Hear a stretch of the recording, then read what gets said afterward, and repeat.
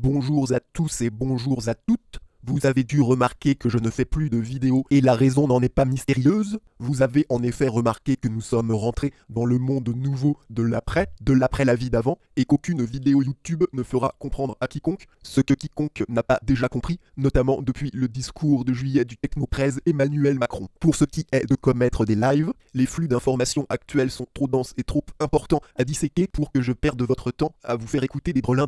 Plusieurs faits sont apparus ces derniers temps qui me poussent à réaliser cette vidéo parce que ces faits sont rigolos. Lisez ici par exemple, la réalité de l'infiltration des partis pirates par des scientistes technofascistes commence à se faire jour. Vous pouvez aussi constater que Victor Nickel avait alerté, avait soufflé le sifflet dès 2017. 4 années auront suffi aux plus observateurs à détecter une évidence flagrante. Victor Nickel vous félicite pour votre sagacité et votre vigilance. Je vous invite à appuyer, enclencher le bouton pause. Vous pourrez ainsi à loisir compulser les échanges entre Victor Nickel et les responsables des partis pirates vaudois et partis pirates suisses.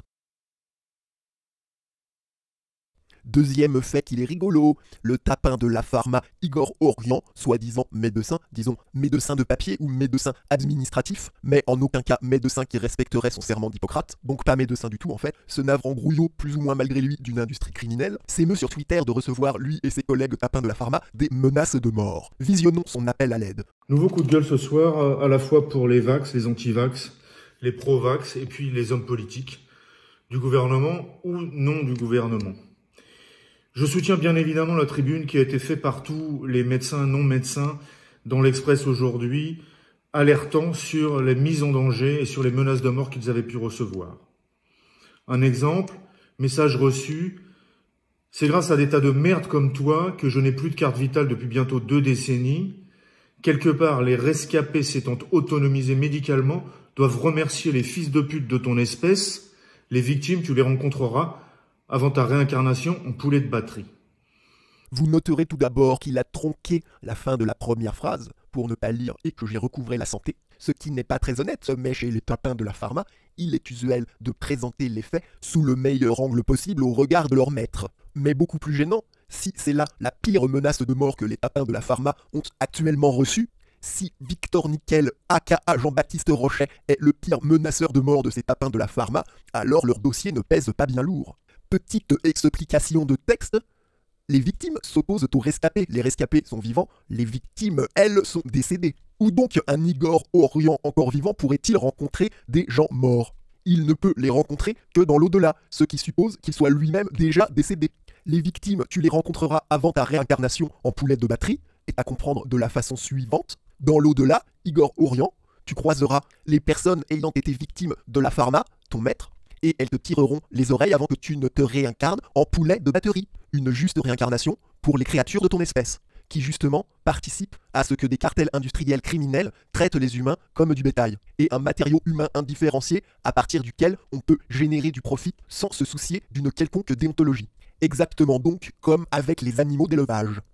Je viens d'évoquer Victor Nickel, vous connaissez sans doute cet individu ignoble qui passe sa vie à harceler des sceptiques pour pallier le vide abyssal de son existence misérable. Victor Nickel répète depuis 4 ans, à qui ne veut pas l'entendre, que le public des meneurs zététichiens ne vérifie jamais les données et propos mis en avant par ces meneurs. Et que s'est-il passé récemment? Pouf, patapouf, un ex-aficionado du mouvement sceptique, un ex-fan de la zététique 2.0, explique sur Twitter comment il s'est fait embobiner par cette ingénierie sociale.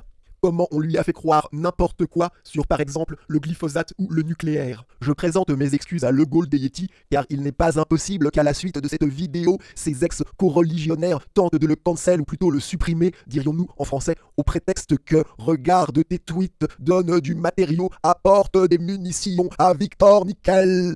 Ah, mes excuses, Le Gaulle des Yétis, j'ajouterai ceci, tu constateras qu'il en va pour les pseudo-médecines, comme pour le nucléaire ou les pesticides. Les meneurs zététichiens t'ont menti.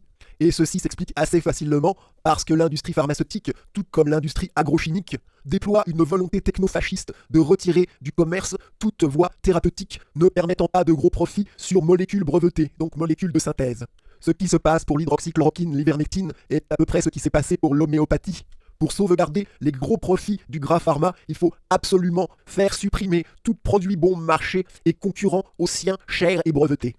Eh bien voilà, cette vidéo touche à sa fin. Je vous remercie pour votre présence, votre écoute et je vous souhaite un bon courage pour les temps à venir.